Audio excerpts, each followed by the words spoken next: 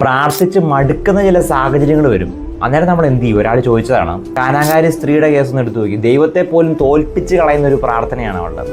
കാനാകാരി സ്ത്രീയുടെ വിശ്വാസം എന്നൊക്കെ പറയുന്നത് വേറെ ലെവലാണ്. കാരണം ഇത്രമാത്രം ഒരു വ്യക്തിനെ ഇങ്ങനെ താത്തി കെട്ടിയിട്ടും ഉത്തരം കൊടുക്കാതെ ദൈവം മിണ്ടാതിരുന്നിട്ട് പോലും ശിഷ്യന്മാർ പോലും പറയുകയാണത് ഒന്നും പരിഗണിക്കുക. കാരണം അതുപോലെ ഇവിടെ ശല്യം ചെയ്യുകയാണ്.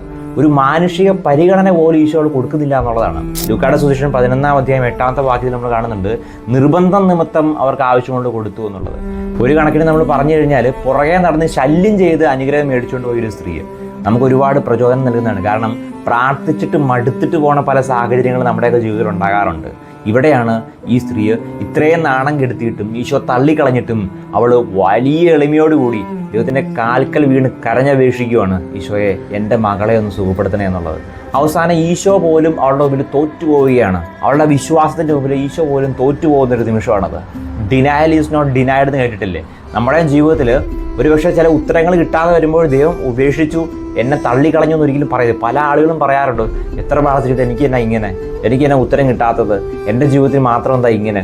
ഒരിക്കലും ദൈവം തള്ളിക്കളയുന്നില്ല. ഒരു പക്ഷേ ദൈവം നമ്മളെ പരീക്ഷിക്കുന്നതാണെങ്കിലോ, നമ്മുടെ വിശ്വാസത്തെ ദൈവം പരീക്ഷിക്കുന്നതാണെങ്കിലോ, നമ്മുടെ പ്രാർത്ഥനയിലും ചില വാശികളൊക്കെ ആവശ്യമാണെന്ന് തോന്നുന്നു. കിട്ടുന്നവരെ പ്രാർത്ഥിക്കാനുള്ള ഒരു മനസ്സ് നിനക്കുണ്ടോ?